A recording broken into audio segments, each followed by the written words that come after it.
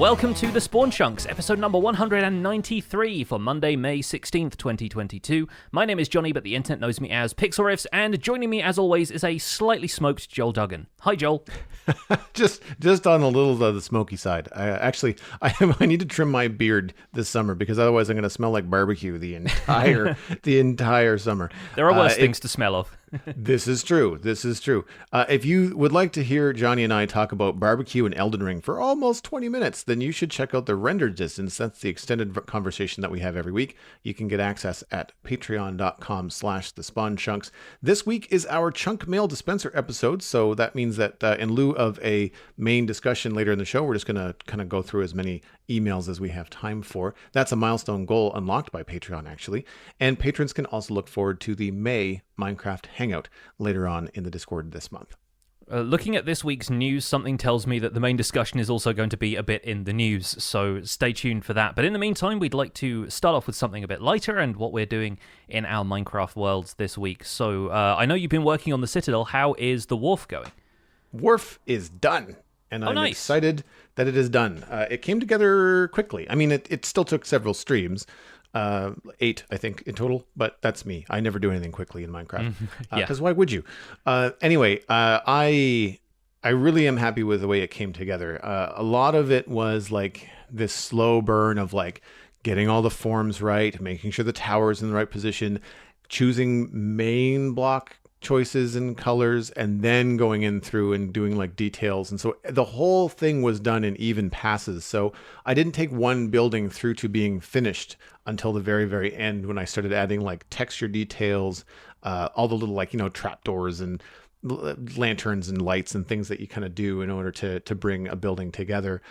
Interiors are all done. So it feels really good to have this section finished. Again, loosely based on Tolteberry Wharf, by Total Maja, which is a Lego my own creation build that I've had linked in the show notes, I think, last week. And the one thing that I added different is a Minecraft crane and a medieval crane, which is an interesting challenge to partake in if you've never done any cranes before. So I've never even done like a modern city crane. I've got the idea for one. The advantage there would be the modern city would be much larger. And so this is I want to say small, but it's still like almost 10 blocks tall. Mm-hmm. Yeah. Because basically what I did was, and this is kind of a good lesson for people that want to try something like this. I thought about where I wanted it and what direction I wanted it to be pointed in. And then I started going from the platform first. So rather than building the crane and then trying to hang something from it, I thought, okay, how high or low do I want this crane load to be hanging in midair? And I basically got it to the point where like, okay, this is as low as I want it to go, because I didn't want to build this massive crane that was going to dwarf the entire wharf. And I still feel like I kind of did that. So like if I had it to do over again, I might make it a teeny tiny bit smaller. But I like it so much as a design that I thought, well, it kind of overpowers things, but it looks really cool, so I'm going to keep it anyway. Yeah, it looks great. I think one of the cool things you've been able to do here is use chains for the sort of mechanism parts of it, because when I built larger cranes in the dripstone cave base that I was working on, but I shied away from using chains. One, because it's really dark in there and you couldn't really see them too well against some of the shadowy sections of the background, and two, because they're relatively small. They're like the size of a single glass pane or an iron bar in terms of the hitbox and where it renders. And so typically for something on a larger scale, you want to use something like fences or even walls just to get the diameter. But what you've got here is a crane that's perfect scale for chains, which is great because chains have a horizontal aspect to them instead of a vertical one, whereas the problem I ran into with using fences and walls is that you can't lay them out end to end on a horizontal, because they just connect to whatever's above them. Yeah, that's the issue that I was thinking of too. Is like I thought like end rod, not end rods, because end rods do go sideways. But I wish that iron bars could give you the option to go sideways, because that would be a good solution for you, because they're shinier and they have, at least for me, I've got a 3D iron bar texture, so they actually have like a pixel width or 2 pixel width or something to them. Lightning rods would be the other option, I guess. But again, I still color.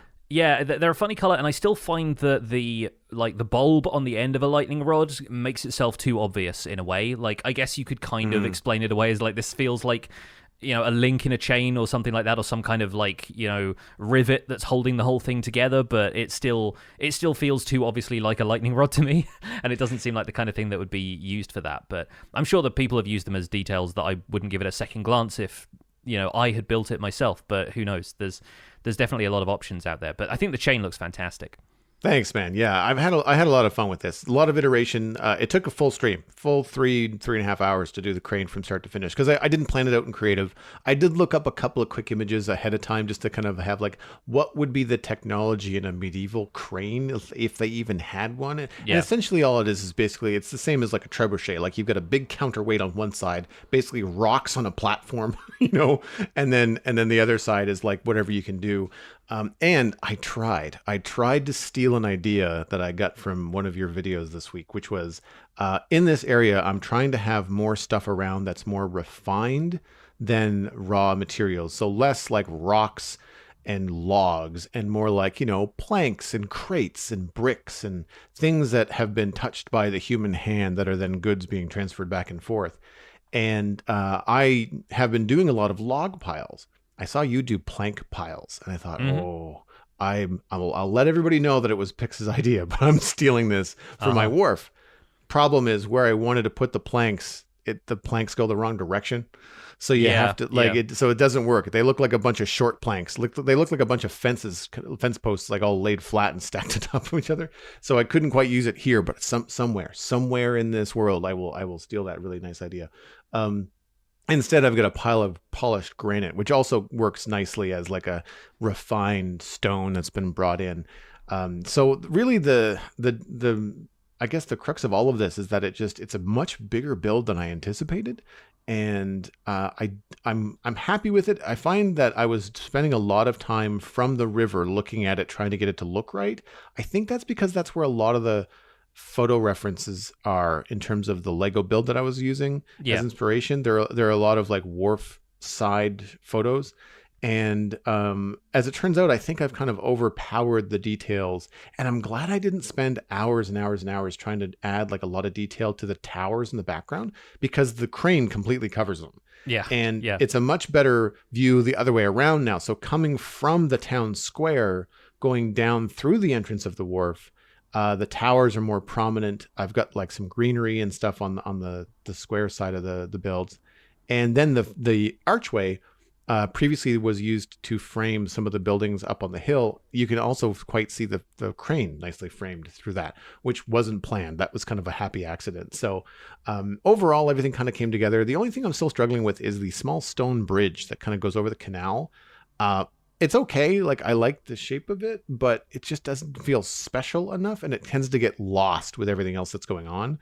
And I think a lot of that just kind of comes down to, like, in this medieval style, there's only so many different colors that you can use in terms of materials, like, spruce wood, dark oak, deep slate, and then all your stones. And then after a while, you just kind of struggle to find different ways to make things look like, well, this is a stone bridge, so it's got to be made into some sort of stone. And to try to get it to not to blend in around the build is difficult, but I'm eventually going to find a way. Just one of those things that I think at this point, it was better to walk away and say, okay, I like the way that everything's come together. I really enjoyed the deck of the wharf. It's a different texture than everything else around it. And when it comes time to sorting out that bridge, it's just something I have to walk across 100 times before it kind of smacks me in the face and says, like, oh, you should, like, maybe I haven't seen the inspiration yet. Maybe I just haven't worked through another problem in a different build altogether. Because very often I'll come up with an idea going, this looks really cool, but it doesn't work in this build. So I kind of mentally file it away for, like, the next time I'm struggling with this shape on a roof or this kind of thing, I'll have to use that on a future build. And so somewhere there's a little bridge build in my mind that has not come to fruition yet, but everything else I'm pretty happy with.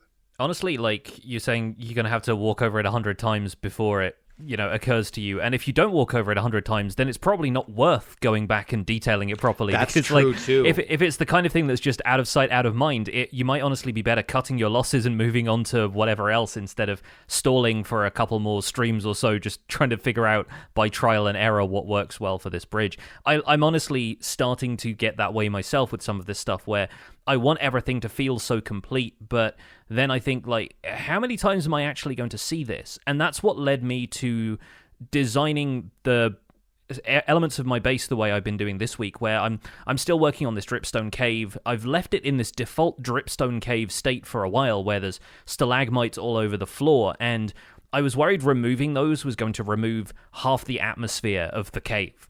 But I decided to clear them out today just so I knew how much space I had to work with for detailing stuff, and like, I meant I wasn't being super precious about how I was using the space that I had, naturally speaking. And so one of the things I've done here is dug a mine shaft into the rock wall, and I didn't know what I was going to do with this at first. I thought it was just going to be one of those features that it feels like a mine shaft in progress, right? It feels like the kind of thing where they would have dug into the wall and they're still working on this area at the end, or maybe there's been a rock slide and it's caved in. But I thought, I'm putting a lot of detail into this, and I'm not really going to see any of this again unless I'm using it for a specific purpose. So that's where I decided to build a redstone flying machine elevator at the end of this mine shaft, and that's now what takes me down to the copper aging machine that I set up in the beacon strip mine that I have under this entire thing. So I now have an elevator that takes me down, 40 blocks or so using honey and slime block flying machines, and I made the whole thing look like a proper elevator platform. So it's in world, it's made out of wood and note blocks and a few bits and pieces. The elevator shaft has cracks in the walls where you can see a bit of raw copper coming through, and I'm really happy with the way it worked out. I really liked the way it all came together, but I wanted to make sure that all the detail and stuff I was putting into this mine shaft was something I was going to see more than once, so I decided to give the mine shaft itself a little bit of utility. And finally, I can stop just floating down the beacon shaft, the sort of too wide hole that I dug, so that I could get sky access for the beacon that's powering the whole strip mine area to begin with. That's really cool.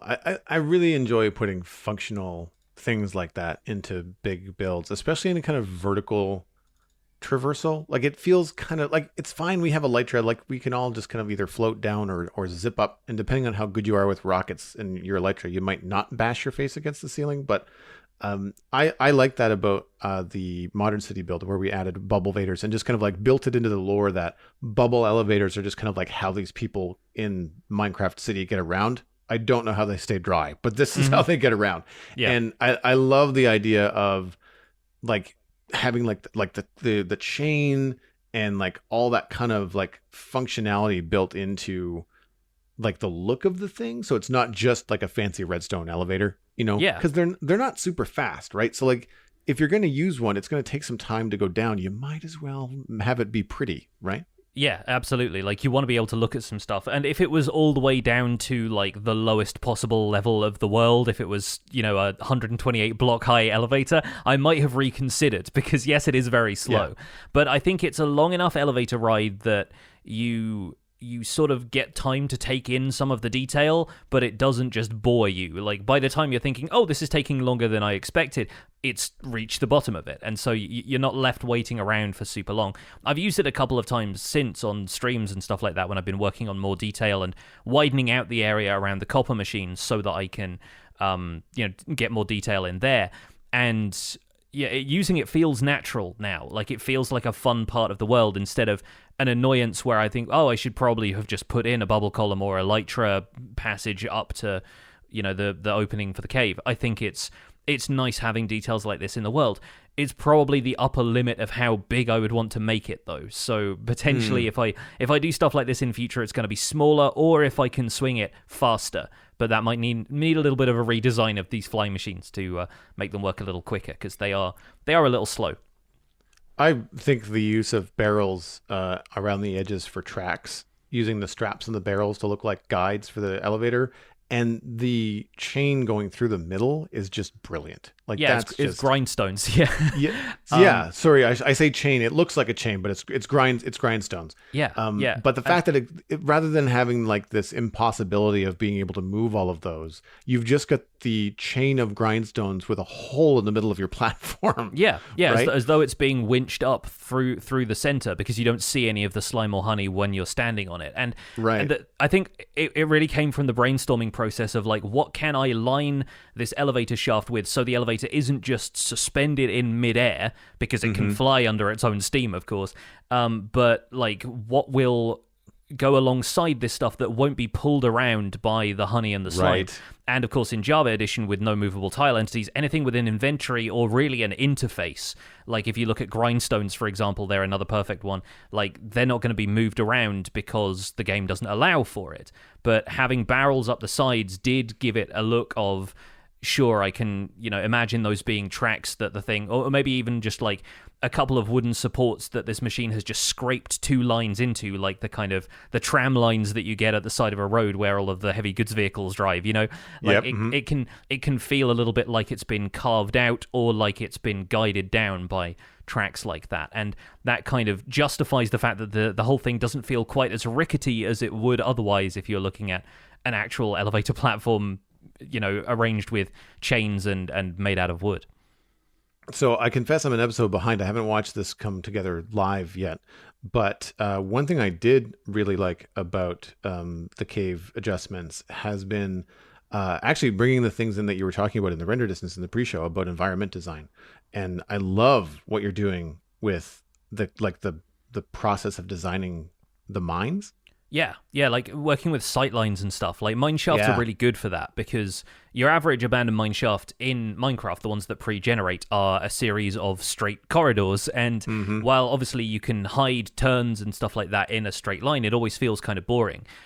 So what I've learned from playing Elden Ring and a couple of other games is that you can obviously use certain materials to guide players around. And we've talked about this, I think, a little bit before, but I have a cobblestone path that effectively runs through this mineshaft and curves around to the left as the natural flow of the mineshaft does.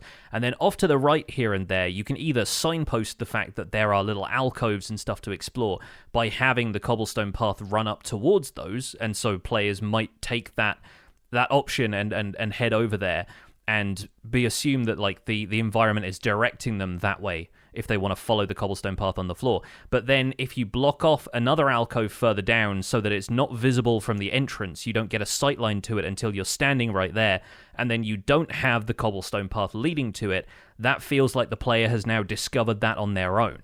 And there's a psychology applying to some of it that I'm really enjoying working with, and it's the kind of thing that I'm looking forward to doing a bit more in future if it comes to like maybe multiplayer projects or maybe some more stuff in this world that can just be a bit of a surprise for people who eventually get to download the world. But yeah, I'm having a lot of fun with that, and working in elements of prismarine into this now that I have a Guardian farm, as though the miners have come across a material that they don't really know what it is. And I think prismarine is going to be a really nice contrast to raw copper, because, one's orange, one's blue. You can have this kind of element of magic to it, and then it can either be the idea that the copper has, oxidized in state, and it's started to take on that kind of patinaed look to it, or the prismarine is something else entirely, and because it changes color, it has more of a magical feel to it. So I'm working on that right now and seeing how we can incorporate more of that into the environment of this dripstone cave. In the meantime, I've completely run out of redstone, and this is, I think, part of the nature of what I've been doing here with the copper aging setup is a larger redstone contraption, needs a lot of wiring, needs a lot of components, redstone torches, repeaters, it all adds up. And then the elevator didn't need many of those because it's all got to be movable, like block-based components, but that's still, note blocks to set the whole thing off. It's got observers all over the place. It's got pistons. And so I'm finding myself running out of that stuff constantly, and without a decent source of redstone in this world, I'm now working on a villager trading setup in the jungle next door to the dripstone cave, just so I can specialize in clerics there who can trade redstone to me. And I'm not at the stage in this world yet where I want to build a witch farm or a pillager raid farm until I've had a bit of time to absorb the mechanics and design an original design myself. But I like the availability of redstone trades from clerics. They're probably one of the first trades you get from any cleric, and it also allows you to trade it actively instead of standing at a farm that you just have to like passively AFK to accumulate resources. I'm much happier being active about that stuff and doing a bit of trading, getting XP, and repairing my tools in the process. It all makes a lot of sense to me. And there's usually ways in the game that you can get enough things to trade, en masse without having to build like super complicated farms. Like you can usually find ways to get the emeralds or whatever it is that you need. Honestly, with the amount of mining I've been doing in this area with the beacon strip mine and everything, I should just get a couple of stonemasons and give them all my leftover stone. Like, I don't normally do that, but my stone, like, bulk storage back at spawn is completely full, and I have chests upon chests of the stuff here at the Dripstone Caves. So, yeah, maybe I'll end up doing another strip mine or two and just trading all of my excess stone and decorative stone types and stuff like that to a pair of stonemasons or something. As far as we are along in the Citadel, which is coming up on 5 years old this July, the one thing that we don't have is a solid set of villager trades for like blocks and items. We've got librarians and all the enchanted books that we'd need, because even though they're not the cheapest, people just have enough levels or they have enough money that they can just figure out a way to buy the books that they need for the one time in a blue moon where they have to replace their gear. Yeah. But I feel like the things that are missing are like, I really should instate like quartz trades. I should really, because I seem to always have enough diorite and granite, but I like quartz, and I'm trying to think about some other like bricks. The other thing, bricks, because I was like, I have a lot of clay, but I don't want to turn all of my clay into bricks. I'd like to keep a good chunk of it for like that one time that I'm going to need this bright blue clay block, Yeah. And I feel like I need to take the time to try and get some of those really good, useful block trades, with villagers and have that set up. Do it now before renewable clay arrives in the wild update and invalidates all of our ideas. But speaking of which, we should probably move on to the news, because we have a snapshot this week. It's a small one. It's Minecraft Java Edition Snapshot 22W19A. There's one change, which is that the Warden and Iron Golems now make sure to spawn above something solid. There are a few technical changes, including servers being able to enable chat preview, which displays a server-controlled preview above the chat edit box. There are some changes to the locate and place commands, and a few changes to points of interest tags as well. So the changelog goes into a little bit more detail about each of those. We'll summarize here. So servers can now enable chat preview in the server.properties file. When enabled, a server-controlled preview appears above the chat edit box, showing how the message will look when sent. This can be used by servers to preview messages with styling applied, like emojis and chat coloring. Chat preview sends chat messages to the server as they are typed before they're even sent, and the server sends back the styled preview in real time. This allows servers to apply dynamic message styling while still allowing chat to be securely signed, and a signed chat is something that has come in the last couple of snapshots as well. A warning screen is shown on the client when joining a server with chat preview, and it can be globally disabled in chat settings. Dynamic chat styling can also be controlled by the server, although this is only signed when chat preview is enabled. Clients can prefer to always show the original signed message by enabling only show signed chat in the chat settings now. As far as the commands go, they've added a template subcommand to the place command, which was the one that replaced place feature in last week's snapshot. The locate command has moved to locate structure, and locate biome has been moved to locate biome. They've also added a command to locate points of interest types, which will go into a little bit more of the changes that we've got coming up. Servers will now send an additional icon and a message of the day packet after a player has connected. This allows servers with enable status equals false to set an icon and message of the day for players that successfully connect. So points of interest types have been changed around a little bit. They've removed the unemployed and nitwit points of interest types from villagers and added tags for points of interest, acquirable job site for all job sites sought by villagers with no profession, village for points of interest that are part of a village, and bee_home for all points of interest targeted by bees. So there's the opportunity to play around with those and add some more customized village points of interest if you feel like messing with that on a data pack level. A few fixed bugs in 22W19A. Players cannot jump off the edge of blocks when sneaking if they have a block above them. That's now been fixed, so watch yourself on those ledges. Skulk sensors continuously receive vibrations when next to a powered big drip leaf. That's now been fixed. Apparently those plants were vibrating a little too much. Tadpoles used to hatch inside of adjacent blocks, which caused them to suffocate and die. No longer the case. Frogs would frequently get stuck below lily pads, and when passive mobs took damage from the Warden's sonic boom, they wouldn't flee in panic. That's now been fixed as well, so mobs will know to get out of the Warden's way. There are a ton of other fixes for the Warden, plus a couple of crashes and error fixes. More information on all of those, along with the full changelog, is available at Minecraft.net, and that's also linked in our show notes this week. Ask Mojang what happened to the fireflies in Minecraft 1.19 is a YouTube video that was uploaded on Tuesday, May 10th. Producer Anne Lundgren, game developers Nevo, Alexander Sander, and 3D artist Chi Wong, and game programmer Oscar Aikson answered questions about the upcoming Minecraft 1.19 update. This included addressing features which the community had some expectations about, confirming fireflies were not coming to the wild update, having shifted to focus on frogs eating slimes instead. The Birch Forest concept art shown at Minecraft Live was just a concept and will not be included in the wild update, and that bundles are still delayed due to difficulties implementing control scheme on mobile devices.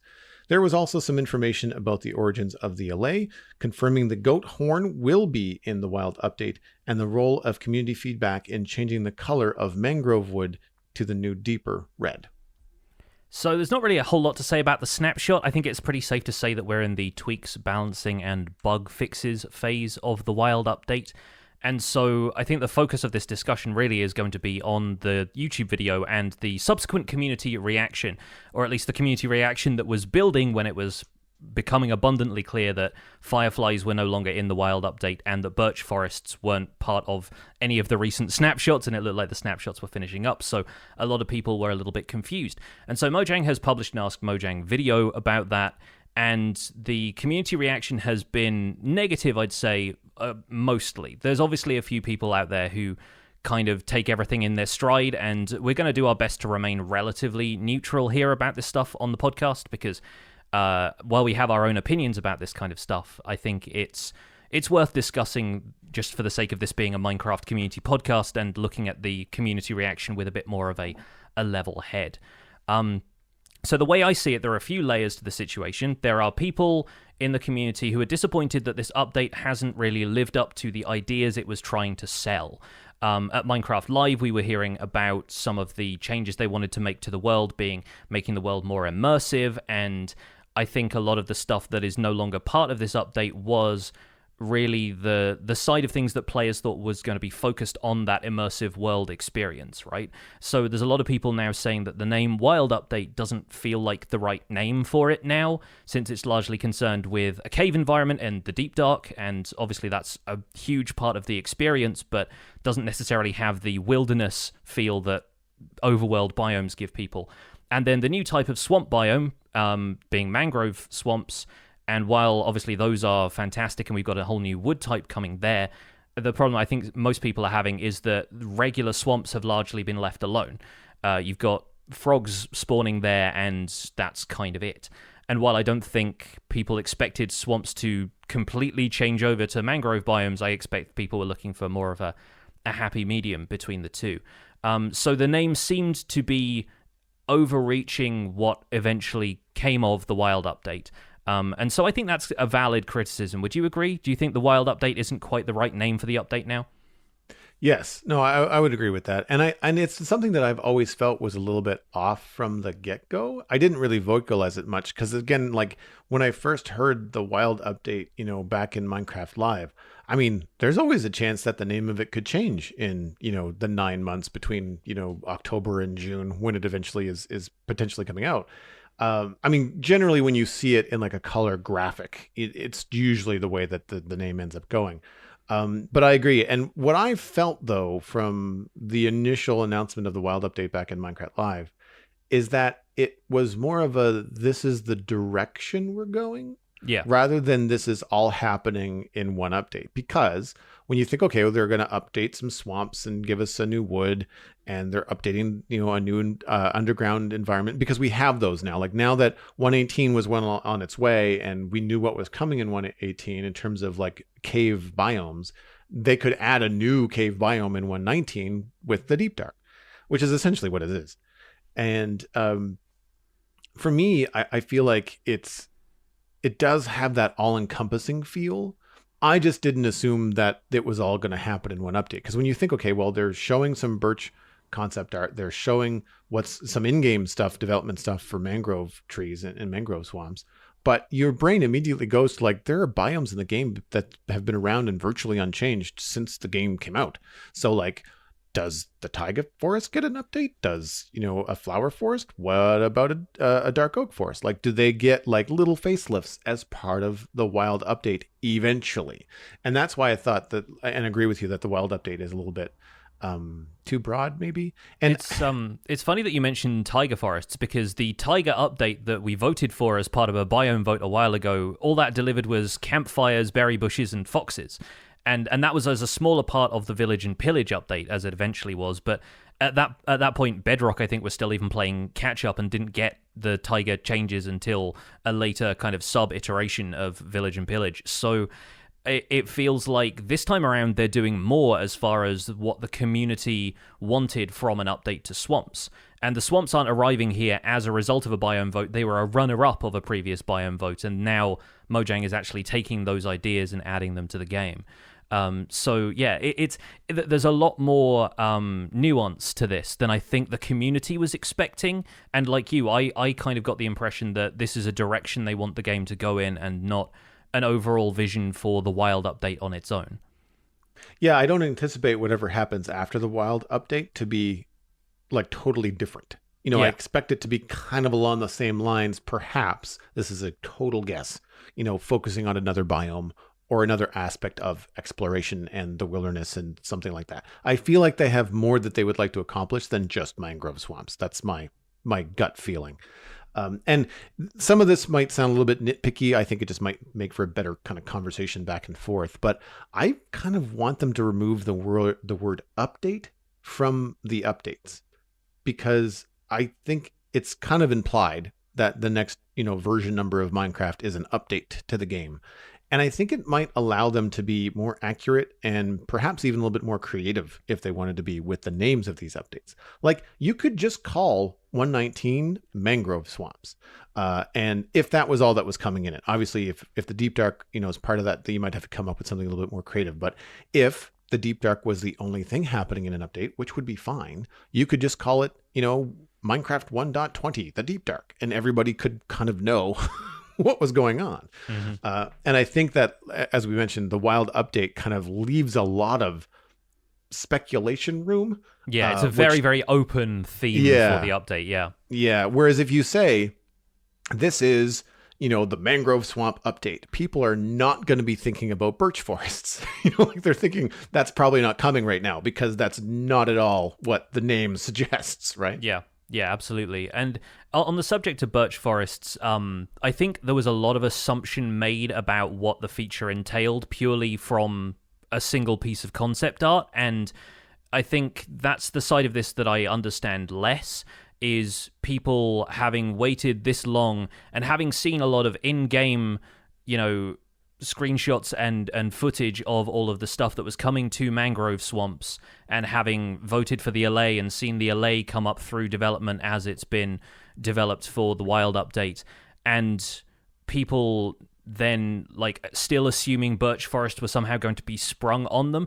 And even though we talk about this occasionally when it comes up for things like, say, basalt deltas from the Nether update, which weren't really part of the presentation at first, but, came up as part of the development of Nether biomes as they went. I don't think Mojang often does that, where they hold back a specific thing until later, or stuff comes up during development which wasn't necessarily part of the original vision. It'll be small features like the recovery compass, for example, which, while I expect that's an idea they've had kicking around behind the scenes for a while, it just felt like the right time to include it now, but it wasn't announced as part of Minecraft Live. Then again, if they've got something that feels like a larger concept, like a Birch Forest revamp, then you would expect them to be working on it much sooner. And so I think it's a much easier assumption to make that it's not happening after a while, instead of everybody waiting to the 11th hour to start feeling like, oh, hey, where is this one thing that we were promised? I think it's kind of an odd mental train of thought to go down to me. I feel the same way, and I have to kind of like take off my artist hat because I've worked in television development for the first several years of my career. I can't tell you how many things that I worked on and drew and kind of came up with never saw the light of day. Yeah. And stuff that I've been paid for that I would love to include in my portfolio that I can't because it's under NDA, and it may or may not eventually become a TV show, at which point I could share it, but right now can't do it. I think that, you and I, on one hand, know that concept art is not a promise, right? Like that's not something that has to be explained to us. Yeah, and that's the phrase that was used in the Mojang video was, concept art is not a promise, and they decided to move away from developing Birch Forest in this update.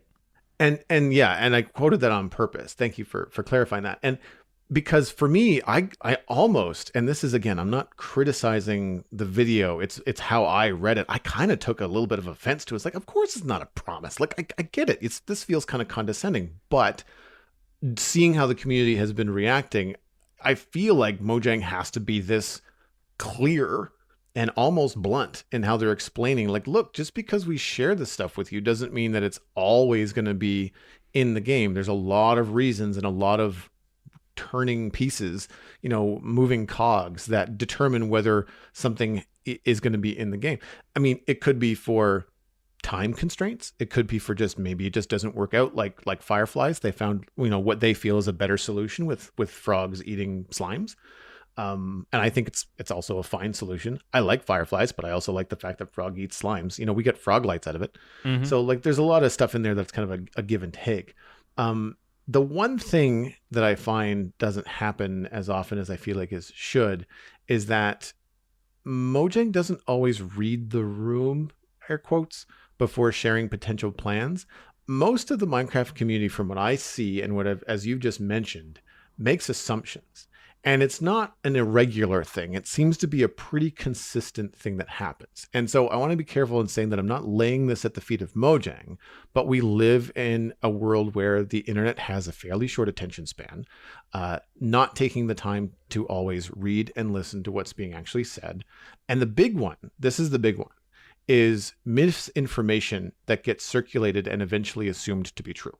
Yeah. And I'm using the word assume again, because I think that's the main issue here, is that you get people that are on social media and for whatever reason, they want the clicks, they want the likes, they want the attention. And so even if maybe the blog post or the YouTube video that they're linking to eventually explains that, this is what's really going on, the headline might be clickbaity and might leave a lot of room for speculation or just be a flat out lie, depending on how honest this, the people that are sharing this information want to be. Most people don't click through and watch the video or watch the whole video. So you just end up with this like little trickle of like misinformation that through the game of telephone ends up being everywhere. And then all of a sudden everybody's like, whoa, wait, I didn't hear that. Are Birch Forests coming in 119? And then people have to backtrack and be just like, no, they're not. We sort of thought they might, but and it just becomes this real gray hodgepodge of miscommunication.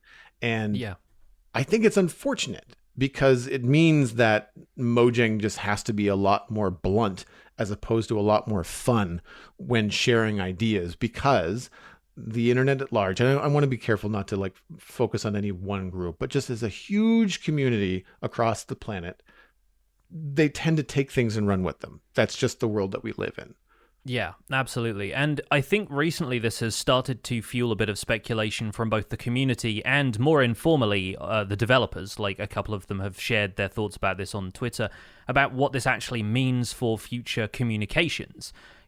Players are feeling, can they put any amount of faith in what the Minecraft team announces if they feel like they've been let down by something like this? And from the developers' side of things, would they end up holding back stuff that they're excited about the potential for if there is also potential for it to be cut later, which is going to happen. And we don't know really about the amount of stuff that has been cut from previous updates that maybe either didn't go announced or, some stuff has been changed. I think the earliest example I can think of from when I was really paying attention to Minecraft's, snapshots and development and stuff was the sort of the give and take in water physics, and the fact that waterlogged blocks came out of an idea that water wasn't actually going to be blocked by certain things anymore. Like, if you put a water source inside of an area of fences, the water was going to be able to flow out through the gaps in the fences. And that, it felt like, was rolled back as part of a discussion with the technical community about whether or not that was going to work, or whether it was going to ruin a bunch of redstone contraptions and stuff like that. But then with stuff like this, there's a different portion of the community has spoken up and said, we think that frogs eating fireflies isn't a good idea because fireflies are poisonous to frogs. And that was the reason they cited in the video about why they withdrew fireflies as an idea and focused on slimes instead. But I feel like there is also an unspoken part of that, which is also, we still want to work with fireflies, but we feel like they should have more functionality, and they aren't what we wanted to do yet. The other example recently has been the copper horn, which was trialed in Bedrock Edition, and they even said in the blog post where it was removed, was largely well received. A lot of the feedback they got in it was positive, but the team still isn't confident that it's the feature they want it to be. And I feel like that's a certain amount of creative control that Mojang shouldn't have to cede to the community. Like, they shouldn't have to say, well, oh, you guys are okay with it, we're not happy with it, but since you like it so much, we'll put it in the game. I feel like, as artists and as developers, that's not the kind of environment they necessarily want to work in. And so it's a tricky thing to place where exactly their efforts should go. Is it just giving the community what they want, or is it delivering what they think is going to be a good long-term feature for the game? Because they are still thinking about, how is this going to affect stuff further down the road in updates, for the foreseeable future. And there's no way that as players we have that level of foresight, because we don't necessarily know what other ideas are kicking around behind the scenes for what to update next. I don't remember what they called it in the video, but it's essentially like the idea vault. Like, this is a good idea. It's not ready to implement now, or we decided not to implement it in this way in this update. But we've not said fireflies suck. We're never going to do them. Mm-hmm. They basically put them in like, this is really cool. We need to kind of keep this in our mind and figure out where and when and if we can work it into the game later on, And I think that's encouraging, because one of the things, and this is where my patience, I think, you and I both, I think, share this quality, in that, we'd rather have something come into the game right than come into the game quickly. Yeah, I mean, the Warden and the Deep Dark are the perfect example of that. Like, precisely. The Warden in 1.17, if it was going to be released then, was just a mob that you encountered in a random Deep Slate cave. There wasn't any of the ancient city stuff. The Deep Dark was not nearly as developed. We had Skulk Sensor's debut at Minecraft Live then, but we didn't know what the rest of the Skulk family was going to look like. And if you compare a screenshot of the initial video showcasing the Warden and the little kind of, outpost shack kind of thing with a couple of barrels in it that it was guarding, and you put that side by side with ancient cities, no contest. Like, hugely improved. And what an experience that's going to be for people who stumble into that stuff now, especially people who haven't seen all of the development of it. And I think the problem that arises with stuff like that is that after a feature has been pushed back a couple of times, they, certain individuals in the community feel like Mojang has accumulated this sort of, I'll call it intellectual debt to the player base, right? They sort of feel like, oh, well, we've seen this before. This is just another iteration of an idea we've already seen. Where's the new stuff? And so you have a whole swathe of the community feeling like this isn't an update because we've already seen these features before. Not because, they've been added to the game before, because they haven't, but because nothing about this feels new to them, having heard about it for the last couple of years. And that's unfortunate, but that's unfortunately the nature of the way the game has developed over the last little while. The fact that caves and cliffs had to be split to begin with was not the ideal situation for Mojang. It's just what happened. And the fact that we're now still getting updates that expand on that vision and provide new stuff to the game, and a huge amount of new stuff as well. I feel like people aren't necessarily taking that into account when they get upset about the fact that Birch Forests aren't part of this update yet.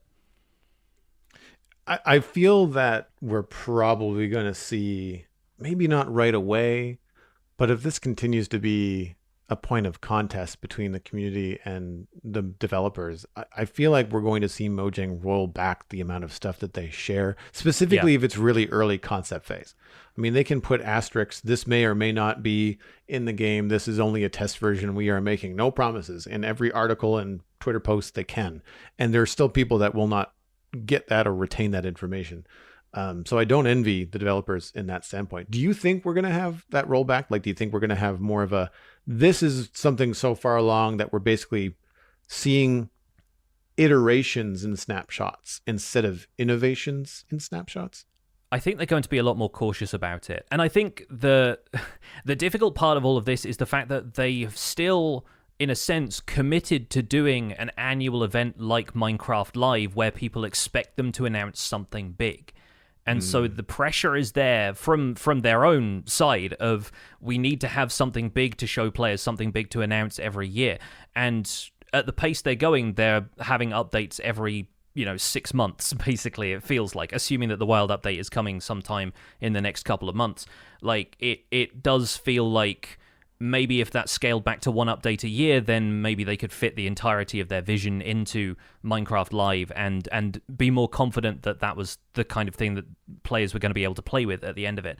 I think the last thing I want to say about this really is that the one outstanding problem and the other valid point of criticism I see from the community is a matter of the timing of announcements like this, because it's clear somewhere along the line from the fact that we never saw any iterations of Birch Forest changes in the snapshots that they decided this isn't a concept we're going to run with. We're going to show people this concept art, and then we're probably not going to develop Birch Forest any further. We'll put that back in the ideas bank for later. And the community feels that at that point, when that decision is made, that should be communicated more or less straight away in order for players to have a more accurate idea of what's coming in this update, which might give some negativity, but I would argue that that's maybe a little bit less negative. Like, it feels a little bit more, for want of a better word, honest with the community than waiting until much later in the process. The problem is, and the problem I think the community is not seeing when they're arguing this point, we don't know when that decision was made. Exactly. And it might have been made, relatively soon and like relatively recently, and players just thought, oh, they've had this, they never intended to do this, they were never developing Birch Forest. We don't know. And behind the scenes, maybe they were, and maybe it was like, a couple of weeks to a month ago that they decided, actually, none of this is ready. We're not putting it in snapshots yet because we're not happy with it at all, and there's no way we're going to have the time to put it out in time for the wild update to be released. And so now they have to either coast on the idea that the concept art shown was just a vague idea of the direction they wanted Minecraft to go in general, and it's only taken until now when they've got an idea, an option to do like a Q&A video like this, that they can really formally say we're not doing Birch Forest with this update. I think something about that relationship there has to be clarified in future for the communication between the developers and the players to be effective. And I don't know what that is. I'm sorry to end this on a shrug, but I genuinely don't know what's going to make the community and the developers happy and what balance we can really strike there. But I do believe it can be done. And I think once the community gets the idea out of their head that we are owed certain things from previous updates that Mojang hasn't delivered yet, I think once everybody stops, keeping this mental checklist of these are all of the things they've said they would do in the past, where are they? Then I think everyone's going to be a lot happier, myself included. Yeah, I don't envy the balance that the developers have to maintain in terms of like what they're sharing, what they're working on, trying to make sure that it's, ready for the community versus like how long the community has been waiting. It does remind me of a book that I've been reading over the last several years because it's a giant book. It's a Walt Disney biography. And one thing is abundantly clear, that early Disney films were taking years, like 5-6 years. They were in story for twice as long as they were actually in animation production. And there's a reason why Disney cartoons and animated features ended up just knocking people's socks off, is because they took the time, know? And so I would encourage, everyone in the Minecraft community to just like be patient, because good things come from the amount of we'll say, attention to readiness that Mojang puts on the majority of the things that they put in this game. And you are better off when something is like, it was almost, but it's not ready. We're just we don't know when it's coming, but we decided not to focus on it right now. That's generally a good thing. Mm-hmm. It's hard when you're excited about that thing, but it's generally a good thing in the long run. You just have to look at the big picture. And hopefully we'll be able to going forward. But now let's move on to chunk mail for a lot of smaller pictures. We love to keep these emails short and sweet, and so if you'd like to email the show, the email address is spawnchunkmail@gmail.com. Joel is going to read our first one, but a couple of light discussions to move us on from all of this heavy stuff. First email comes in from TechNoah3346, Sapling Blocks. Hi, Pix and Joel. I was doing some tree farming on my Minecraft world and kept getting sapling drops as items, and I thought to myself, what if these dropped as blocks instead of items? Meaning that when the sapling drops, it would land in place a sapling block on the ground, like when a player places it. This would prevent players from having to go back when they farm trees and pick up all those saplings as items and replant them. Instead, they would drop, be placed, and regrow as trees, much like other plants do in real life. I would love to hear what you guys think about this. Take care. TechNoah3346 was killed by the Warden's sonic wave while watching Pixel Riffs get blown up by a charged creeper and lose all of his items. Why do people have to keep bringing this up? The most embarrassing death in my Minecraft career. Yes, let's get it over with. TechNoah raises an interesting point. This is not the first time somebody has had this idea. I looked up, a quick Google search revealed that there are several Java Edition mods and several data packs that do stuff like this already. So definitely a popular idea. Auto Sapling is probably the more popular mod. HT's Tree Plant is another one that I found. And it's a side feature of Primal Core, which is one of those mods kind of like Terra Firmacraft, I think, is a pack that relies on stuff like this. Makes the Minecraft world feel a bit more realistic, maybe a little bit more unforgiving, and includes more of what you would expect from a standard survival game, even though we know Minecraft has almost been the template for a lot more recent survival games. Voodoo Beard has the data pack that I found. It's one which plants saplings after they've been lying on a compatible block for 30 seconds. So if a sapling entity item falls on a dirt block or podzol or whatever, it just kind of plants it after it's been there for 30 seconds instead of waiting 5 minutes and having it despawn. And this is actually something I was hoping would be the case in the one block at a time snapshot that they released for the April Fool's stuff, because I spent a bit more time in that snapshot, and tree farming was very difficult because it turned out saplings didn't drop from leaves at all, and that made it very difficult to farm wood until I started spreading moss and generating azalea, because that was the one thing that it exists as a block when you generate it through bone mealing moss, and then I could bone meal it from there to get more oak wood. But anytime I wanted spruce or anything else, I was having to run to the nearest forest, bring back a block or two of that, and then run all the way back. And so eventually I'd have had to start making more, transport connections and slightly more, complicated ways of moving blocks around if I wanted to just have a handful of spruce wood available to me. So, interesting challenge, but I like the idea of droppable saplings. What do you think, Joel? I think it's a cool idea. I think at the rate we currently get saplings, which I don't want to change, like I like that we get so many of them as the leaves decay, you'd probably end up with a very dense, unnatural looking forest. Right, yeah. And which would be very hard to get through. Like you're going to have to then chop your way through, which I guess depending on what forests you've been around in real life, maybe that's true. I've always been able to walk between the trees in any forest that I've ever been in. So I feel like it might end up being a little bit too dense. It also might technically be too heavy on the game, depending on because I remember when I was planting a sugarcane field and everything there had to grow, it was a lag fest until everything was at full growth, right? And so if you've got a bunch of forests that have like a bunch of saplings that are planted that are constantly trying to figure out whether they can grow, I wonder if that technically would then become a problem. I don't know. I will meet you halfway though. I would like to see the original saplings get a facelift to be more like azalea saplings. So rather than auto planting, I still feel like they could be blocks in and of themselves. I'm not saying they all have to be full blocks, and probably not best that they're all full blocks because it would give a more variety to the player for things like decorating. But like you'd have so many different possibilities for landscaping with bushes and moss, top textures as variants for grass. You could have new looking plants in flower pots. Like imagine if a acacia sapling looked more like an acacia tree. Mm-hmm. Yeah, it would look like a bonsai. If it was in a flower pot, and it would. And again, like there's a good mix in the azalea saplings between the flat voxel planes and some 3D like heft to them, whereas a lot of the original saplings are just those little like pixel crosses, like flowers and grass and that kind of thing, and the saplings are very similar in that way.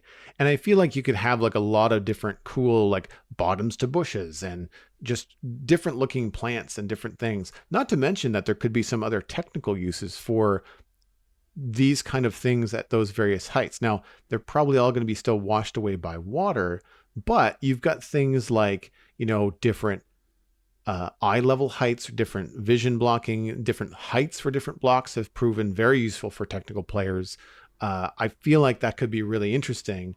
I don't know if you can put redstone on top of an azalea sapling. You might be able to, but does that function in the same way as redstone on top of a solid block? Probably not, if it's possible. So there's all those kind of things. I feel like the azalea saplings in 117 and 118 have really kind of opened my eyes to where I feel like the sapling kind of system could use a little bit of an overhaul for vanilla Minecraft. Yeah, and it's something that it just occurred to me while you were talking about having a dense and unnatural looking forest.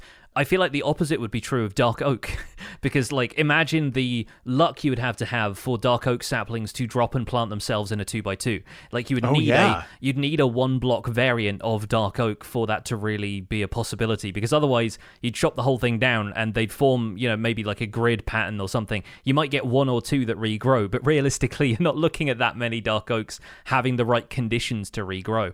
And I believe they will still grow on their own when you replant them in a 2x2. You don't have to use bone meal, but the luck required to have them all arrive in the right place has got to be pretty intense. But yeah, I like the idea behind it, because it's the idea that Minecraft has a more of an ecosystem going on, and it's a more living environment than that. But the other thing is, not every tree that plants itself as a seed gets to fully grow in the real world. It's more easily the case with like weeds and, smaller plants, but trees compete for nutrients, for light, for water from the surrounding soil. And I think, honestly, that many trees growing that close together, they would need to have some kind of mechanic of competition to make it feel realistic. Otherwise, it kind of goes too unrealistic on the other end of the scale.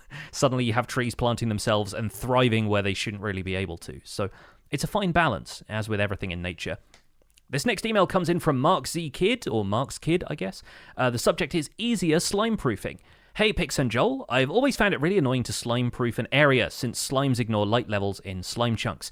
As someone who is building an underground base, I worry sometimes about hitting a slime chunk. I know it's a hard thing to balance due to slime farms breaking if the mechanics change, but I think a simple change would be to make it so slimes only spawn in light level 7 or less, like hostile mobs used to. The only changes in slime farms necessary would be potentially to have to switch out current light sources with lower intensity alternatives, while giving players building in slime chunks more opportunities in decorating. What do you think?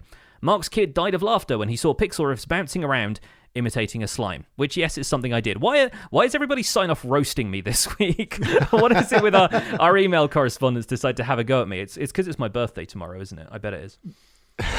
That could be it. I assure you it had absolutely no influence on which emails that I picked out of the... Yes, that's true. That's no influence whatsoever. Actually, I'm joking. I had no clue that the sign-offs were all going to roast you this week. I mean, it makes sense to me. I have a huge slime farm in my farming swamp, and it would not take me much to figure out a new light source. Right now, I have jack-o'-lanterns built into the floors, and that's how I'm lighting it up, so I only get slimes. You've got a cave base. Like, anything that you find would squish our dreams of a slime-free cave decorating future? Yeah, I like this idea. I think it sounds like a worthwhile change to me. The only problems I can foresee is that, first of all, this becomes the new esoteric mobs spawn below light level 7 thing. Like, it becomes basically the thing that Mojang was trying to avoid happening when they changed light level to light level 0 to begin with, right? Because it doesn't feel intuitive anymore. And it's one of those things that you don't know until someone tells you, which by the time you're considering stuff like slime farming, maybe that's a good thing. Maybe it's the kind of thing that does make sense for it to be a standalone mechanic like that. But I think it's potentially one of those things that, doesn't quite gel with Mojang's current vision for the game and the ideas they're having when it comes to mob spawning in general. It also makes it harder to naturally spot slime chunks, because even with the new changes, I think it's rare that we intentionally light up an area with light levels of 7 and below. But in my experience, the only reliable in-game way to find a slime chunk is to dig out a wide area like the beacon strip mine that I ended up building my slime farm in. You light it evenly, and then slimes are the only thing that can spawn there. But if you haven't lit it evenly, and you still have patches where there is complete darkness or whatever, you're not necessarily going to guarantee where's a slime chunk and where isn't, because you're going to get other hostile mobs spawning. So I think, players, myself included, tend to aim for making an area bright and even looking as far as lighting goes, even if it's not functionally necessary. So even if there were a couple of darker areas, you'd probably spot those dark areas. Even if they weren't spawnable for other mobs, you'd still want to light those up just in case they're too dark. And that's what leads to those slimes being forbidden from spawning if they have to spawn below light level 7.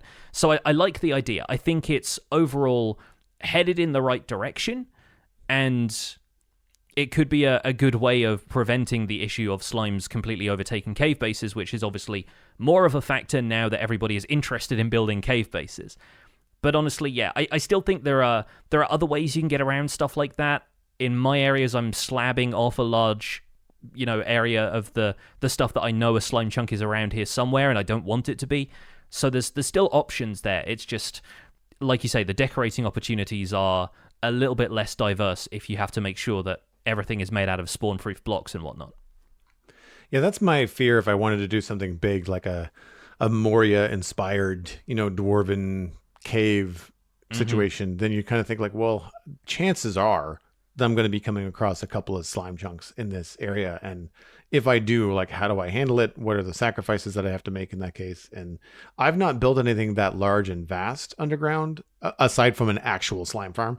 So I can understand why that would be a concern for the larger builds. I've had, a lot of the spaces in the Citadel on the West Hill build are small, and I can see the argument going the other way, where I'm still trying to get used to how dark I can actually leave it and it be spawn proof. Like, I've actually been using Mini HUD just to like triple check easily on stream. And sure enough, I'm just like, wow, these are all 3s and 4s where I thought they were for sure 0s and 1s, Yeah. And if you wanted to have a creepy cave, then what's going to be spawn proof for a lot of mobs, if 7 is the cutoff, then it's going to be still dark enough to spawn slime. So 7 might be an arbitrary number coming in from our previous kind of like Minecraft brains. Yeah. But I'm wondering if I like the idea. I'm just wondering if 7 is the right number. It's like halfway, really, isn't it? It's like, 15 is the maximum, 0 is the minimum. It's that like convenient halfway point. I'm just trying to think about what other light sources have like those various kind of like levels. And like, so if for example, if you line up all the different light sources, and especially the ones that have like something less than 15, then where's the average? And if the average is more like 5, then that would be better than 7. Do you know what I mean? Yeah. Because then you could still be moody, but you could also be slime proof at the same time. Yeah, 7 is the light level given off by stuff like enchanting tables, ender chests, glow lichen, redstone torches, that kind of stuff. And there's a lot more stuff that is at light level 15 in terms of overall light sources, but that's because a lot of lighting is meant to be practical. It's meant to light a certain area. I think the alternative for your Moria base is just to retexture slimes as cave trolls, and then you'll have no problems. There you go. There you go. Some very bouncy cave trolls coming at you. Yeah, it's about the same mental capacity, though, right? Like, yeah, I think we're on the same wavelength. Yeah, definitely. Next email comes in from Parker, a landscape artist member of our community, Echo Shard Portals. Hello, Johnny and Joel. I was listening to episode 191 at work this week, and the idea of echo shards being used for fast travel portals reminded me of the short-range teleporters in No Man's Sky. The No Man's Sky teleporters have a very limited range, and me and my friends use them to teleport between respective bases and a central hub. If echo shards could be used for short-range portal travel, it could be useful for traveling between farms and a base, for instance. I think there's already a little bit of a precedent for this with certain Ender Pearl stasis chamber machines. What do you guys think? Parker put a portal on the floor and a portal on the ceiling and discovered the cake was a lie and then hit the ground too hard. That's when you need those special springy boots. I like the idea of us having more transport options, but I feel like once again we risk outpacing stuff that is our current transport options. Like I think 118 was a really great time for a horse revival because the landscape makes, using a horse much more viable because there's a lot more vertical travel involved and horses become a little bit more useful again. And I worry that whenever we go back in the opposite direction, whenever we start talking about teleportation options and stuff, we are, shortening the amount of time that we can spend using every possible transport option in Minecraft before everything just ends up being too convenient. And I think maybe the Echo Shard thing might be a good way of gating this behind a very specific point in the game and maybe limiting the amount of it. But at the same time, the main problem here is I think we need some way of getting renewable Echo Shards if they're consumed by either setting up or using teleportation methods like this. I feel like they're almost too rare for them to be used for stuff like this. I think when we were talking about the ancient city potential portal frame, the big square box in the middle of ancient cities. Mm-hmm. The widescreen TV, yeah. The widescreen, nice. I think we were talking about long range teleportation and perhaps also sparked by an email. And we were bouncing around like, well, that might negate the nether, which is what the purpose of the nether is in some ways, is to get, faster long range travel by building nether tunnels and having that being offset by different things. I think the idea of short range teleportation kind of fits in nicely where if it's something that's unlocked by visiting the deep dark, it may or may not be something that you can do pre-end. So before you have a Elytra where you can just fly everywhere. Mm-hmm. And given the new range of verticality with caves and cliffs, short horizontal distance, if it's not too cumbersome or if it's not too limited vertically, it could be a really interesting way to move up or down or even just short horizontal distances in Minecraft, especially if it's something that's limited to the point where it doesn't compete with the nether. Like if you want to go as far as you can see chunks wise, it's probably going to be better to go with nether travel. Whereas if you want to go someplace short, like a farm that you can see, but it's a pain in the butt to get there, or like a farm that's really far underground, like a slime farm, like someplace where, it's more convenient to just, right now you have to take a ladder or drop or whatever, and it takes a long time. I feel like that could be kind of fun. The question that I have about it is like, when you have that kind of thing, you run into like, okay, well, how do they sync? How do you connect one portal to another? Maybe it's something as simple as just like, you can only have two, like in a certain range, in the same way that you can't put nether portals too close together. Otherwise they just start to mess up and they don't talk to one another, right? Like if you had, I don't know what an arbitrary distance would be. Let's just call it 32 blocks for the sake of argument. If you had two of these short range echo portals in 32 blocks, then you'd have to go 32 blocks again past your closest one before you could set up a new one, and they would just only go to the one closest. And so you'd have to so you couldn't daisy chain them because it wouldn't work. And so it would not create like instant fast travel for all kinds of people. It would just be like, no, this is meant for a very specific purpose, like the ones in No Man's Sky. Like they're meant to be just short. If you have to go farther than this, get in your ship and fly away, and because that's fun, that's part of the gameplay. And so I find the idea really intriguing. I mean, obviously it runs into some roadblocks in terms of, like you said, in terms of like, are they renewable? Do you have to convert the echo shards into a block to create this new portal thing? My brain kind of goes to like chorus fruit, which then means you have to go to the end and you have to beat the dragon to get the chorus fruit. But then if you can then stabilize the chorus fruit with echo shards to create some sort of echo portal block, we get a new decorative block. You have a new portal block. There's a lot of potential. I don't know how that balances out with all the other mechanics of the game. Yeah, I do wonder if you could maybe attune it like you do with a lodestone compass, so that maybe you have an item that links two things together instead of having to worry about like the coordinate matching stuff and like certain distances away and how to make that stuff valid and which one it connects to. I think having the players manually connect stuff like that would make a lot of sense to me. But yeah, it's difficult how you intuitively teach players to use that stuff. Like what kind of in-game messaging there is, if any, or what players can figure out on their own about how stuff like that works. That's always the interesting thing. And I honestly wonder if there would be many players who would find an ancient city before Elytra. Unless you have one directly under your spawn point, you usually have to travel quite a way to find the Deep Dark, and even then, the Deep Dark doesn't necessarily guarantee an ancient city. So, unless, again, there is another way of getting renewable echo shards, I feel like that potentially means that players already have other more interesting forms of transport before they would get to mess around with that stuff. Yeah, there's many different options, and I think for short-range teleportation, we've already got things like Ender Pearls, we've already got things like, I guess to an extent, Chorus Fruit, although I do like the idea of combining Chorus and Echo. I mean, they're just compatible words to me in terms of sound and musicality of it. Like, my inner kind of music producer and, like, thinking about guitar effects and stuff like that, Chorus and Echo and Reverb and all of that kind of stuff sort of makes sense to me fitting together, so yeah, I do wonder if maybe some of the stuff from the end and these echo shards could end up being compatible at some stage.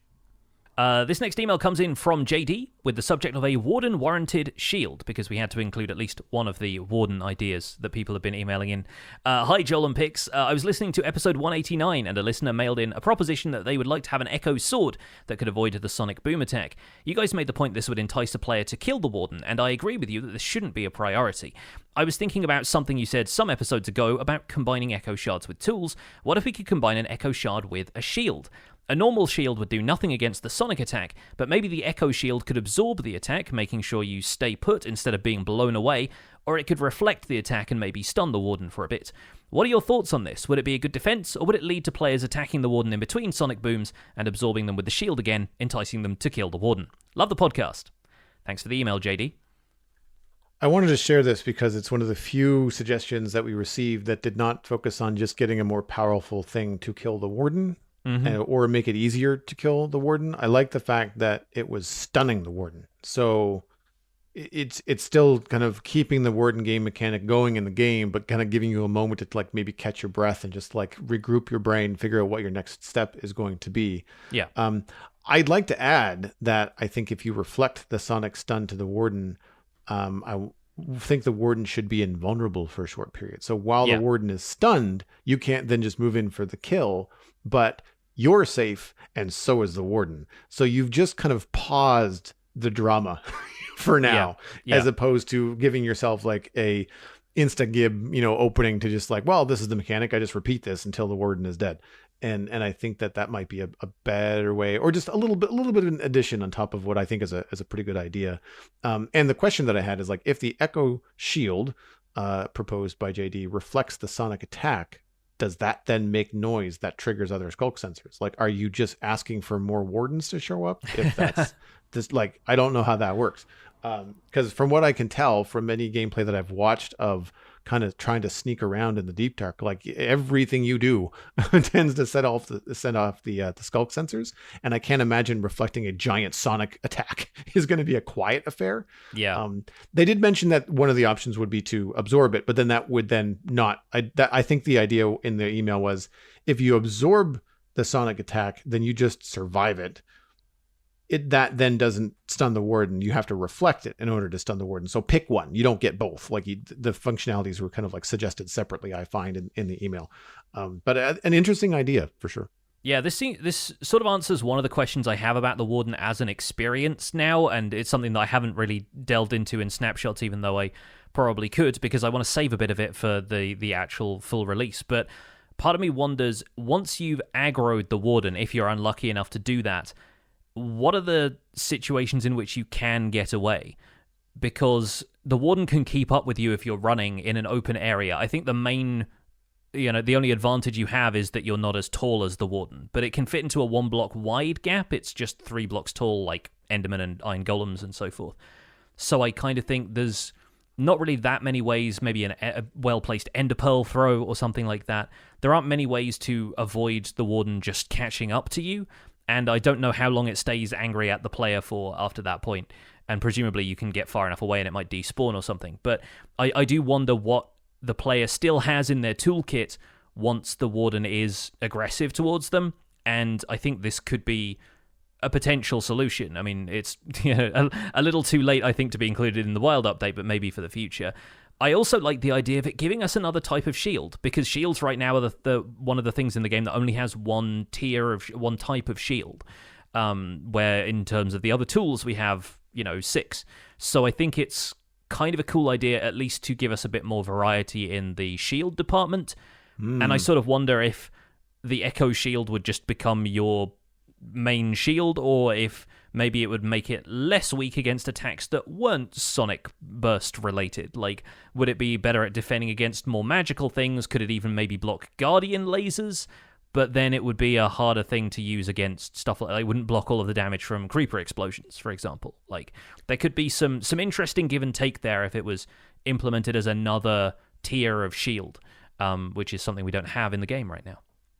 That's really intriguing. I didn't even think of the Guardian thing. My brain went to, like, what happens if you have an Echo Shield and you go to raid an End City? Like, what happens when a Shulker bullet hits the Echo Shield? Like, does it negate the floating effect? Does it reflect back onto the Shulker? Like, does it help you kill the Shulker?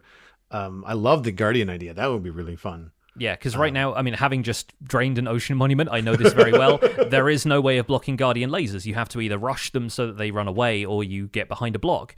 And so having a bit more variety in gameplay that way, I think that's the kind of thing that would really add to the overall landscape of the game. Do you think we have time for one more? Yeah, we may as well fit this one in. I think it's a nice short and sweet one. Yeah, this has been in our inbox for quite some time, actually, and I think it's a fitting addition given the conversation that we've been having on the show recently. It's from White Bush, a landscape artist member. Research notes. There are many times in the community and in the podcast, a comment has been made that there is nothing in the game that explains or guides the player along when it comes to complicated concepts or devices such as constructing a beacon or redstone circuits. We know Mojang has a lore for the game themselves, and they are pushing some ideas to the players with the new redstone rooms inside of ancient cities. What if archaeology, when it's added, was available early or mid-game, and some of the things that could be discovered were written books with step-by-step pictures showing how to build something like a beacon? I imagine them being lost tomes of the former inhabitants of the world and their research notes, with each picture being like hieroglyphics, showing step-by-step the work towards some contraption. What do you think? Whitebush was nearly blown away by a creeper while he was standing stunned after learning that the real velociraptors were actually the size of turkeys. That's an odd one, but I guess an archaeological kind of theme. Been digging for fossils. I like the fossil reference. Also, Whitebush included a note that Deinonychus is what Jurassic Films actually used for a better scale, because but Deinonychus doesn't have the same ring that Velociraptor does when it's chasing you in a movie. I thought that was really interesting. I've seen some turkeys, and if they're weirdly aggressive, I still don't want them anywhere near me, so that's entirely fine. I like the fact that Whitebush is obviously sensitive to the fact that the game doesn't have a great deal of written text in there. We've obviously got written books as a player, and there's a couple of GUI elements, but any kind of writing in the game is not only a step aside from what Minecraft already has in terms of its guidance for the player, it also needs to be translated. And obviously there are a bunch of different language packs natively available in the game, many of which are done by volunteers. And any kind of extensive amount of text like that Like, the most text the game has right now, I think, is the end poem and the credits, and that's really it. So, like, any large amount of text would need to be translated in order for most players to be able to understand it. And so, yeah, I think having a pictographic design and a way of, explaining stuff to players like that is both effective and, like, weirdly poignant in a sense. Like, the idea that there has been nobody capable of written communication before, or written communication just wasn't one of their priorities before, and that the player has a different level of understanding and a different way of communicating than whoever has left these notes behind. Yeah, I do like the potential for this. There's also the potential for, like, that graphic alphabet, that's in the game to be used in some I guess, like, the symbols. It's the standard galactic alphabet, I think. The one that's like called, from the enchantment table runes and everything like that. Yeah. One of the games that I've played recently, I actually unfortunately gave up on it. I found it a little bit too challenging, but Tunic is a cute but tough cartoony RPG that's available across a bunch of different platforms. And you collect the pages of the instruction manual from around the world as you play. And they kind of give it to you as, like, reward for beating a mini boss, or I think the first one is just, like, the very first thing that you find, which explains how to swing your sword, which is kind of like essential, right? Yeah. And I really enjoyed that aspect of it for a number of reasons. One, it means that I didn't have to sit down and read a PDF before I played a game, because all you want to do is start the game. I feel like there should be a certain amount of intuitive things that happen on screen in games, and I felt that this kind of hit that head with the amount of, like, this is what you need to learn how to, like, move around with your buttons on screen. But for more complicated things, like, this is how to roll an attack, you have to look it up on this little kind of, like, instruction manual. And it looks like the little square, like, printed manuals that came with, like, original Nintendo Entertainment System or Game Boy games. Mm-hmm. And you flip through it on the screen and you can bring it up whenever you want, but there's missing pages. And until you figure out the other pages, you're missing stuff, and you don't get everything in order. You get a map eventually, you get some tactics, you get some, this is how potions work in the game, but, like, you don't get all of it right away. And sometimes you get, this is how potions work before you get, like, the map, or sometimes you get, depending on which way you go in the game, you might get some things before others. And I thought that was really interesting. And so applying that to this idea from Whitebush in Minecraft, I think is really cool. I think digging up something that, is a book that you can flip through, it provides information about, there are books in the game that you can, later on, you can craft and, do different things with players. And you see people use books all the time on multiplayer servers for all kinds of fun interactions and things. And I like the idea, especially as an artist, of seeing things that look like, Minecraft's versions of essentially like a Lego instruction book, like there's no words, there's just pictures, like this is what a repeater does, or this is how, a torch does the thing, or, even just showing something along the lines of, like, a creeper running away from a cat. Yeah. Right. Like just little things like that could be a really fun, interesting way to communicate all of the stuff in the game. That means that players are not relying on the community, the YouTube videos and the wiki to find out all this kind of stuff. And because I remember, I had friends, I had my buddy Steven help me through my early stages in Minecraft, and I was watching a lot of YouTube. But, like, one of the first things a coworker said back when I was working retail was like, oh, here, you should go watch Paul Soares Jr. That will get you up to speed with, like, the essentials. And I'm sure a lot of people point them towards the survival guide now, But without that, I think that being in the game, one of the biggest complaints that I hear from specifically, like, parents that have kids that are into Minecraft, when I talk about what I do, and they're like, oh man, I find the game, like, so overwhelming. And it's because there's just so much to it and so little is explained. Because people our age tend to want an instruction book. Yeah, we've grown up with them more likely than not. Yeah. Right? Yeah, no, I think it's definitely got potential. I do wonder where the balance has to be struck between intuitive mechanics and stuff that the player is supposed to figure out on their own, and the amount to which it is encouraged to interact with the community, right? Like, I feel like we can't really take Minecraft out of the era in which it exists, which is an era of constant online communication, and the fact that you don't really need an instruction manual for stuff these days, because either you have an in-game tutorial that teaches you the mechanics of the game and the rest is kind of left to the imagination and you know, the exploration of the player, or you have online communities that discuss all of this stuff constantly and are able to tell you where to find the hidden door that leads to the magic sword that's going to help you through the first half of the game if you're not that good at combat or whatever it may be. So there's something to be said for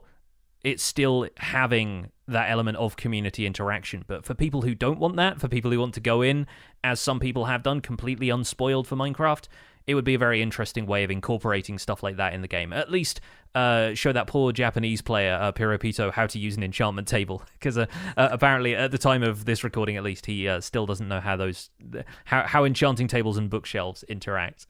And that's where we'll leave it for this episode of The Spawn Chunks. Thank you so much for listening, folks. You can find more information about the show and links to some of the stuff that we've talked about today at thespawnchunks.com. The music for the show is composed by me, and The Spawn Chunks is proud to be a listener-supported podcast. If you're getting some value out of the show, why not consider putting some value back in? You can do that at patreon.com/thespawnchunks, where joining our community gets you an invite to our patrons-only Discord chat, and you can participate in things like the live show recording every week, the monthly Minecraft audio hangout, which is coming up next, and you can also let us know that you're a patron of the Spawn Chunks when you email in, if you are inclined to do so.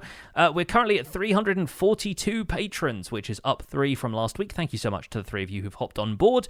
And special thanks go out to our content engineers, Hunter555, Jumbo Sale, and Yitz, for your support on this episode. Sharing the podcast with your friends is the easiest way to support the show. You can find us at The Spawn Chunks on Twitter and Instagram. Personal recommendations are by far the best way to share the podcast. Just poke a friend in the arm from a safe distance and tell them they should listen on iTunes, Spotify, Google Podcasts, and even YouTube. Really, wherever you can find a podcast. Be sure to leave a rating and a review on your favorite platform. You can email the show at spawnchunkmail@gmail.com. The RSS feed is linked on the spawnchunks.com. And the patron-only RSS feed is on the Patreon page. That's where you can listen to the render distance, the extended version of the podcast. My name is Johnny, but online I go by Pixel Riffs. You can find most of what I do at youtube.com/pixelriffs, where I try to make sense of this bizarre and wonderful game in Season 2 of the Minecraft Survival Guide. I also stream 3 days a week on Twitch, where I do behind-the-scenes work for the aforementioned YouTube series, and I'm the voice of the unofficial Hermitcraft recap, which you can find through a quick YouTube search. Aside from that, I'm at Pixel Riffs on both Twitter and Instagram. Joel, where can people find you online? Everything I'm doing online, including my illustration and design portfolio, is at joelduggan.com. You can listen to the Citadel Cafe, my other podcast about sci-fi and fantasy entertainment. That is at thecitadelcafe.com. I talked with Alistair this week about all the new Star Trek stuff that's been out. You can follow me at Joel Duggan on social media and Joel Duggan on Twitch, where I stream Friday, Saturday, and Sunday from the Citadel. Thanks for visiting the Spawn Chunks. The world outside is infinite, but the trees aren't going to plant themselves.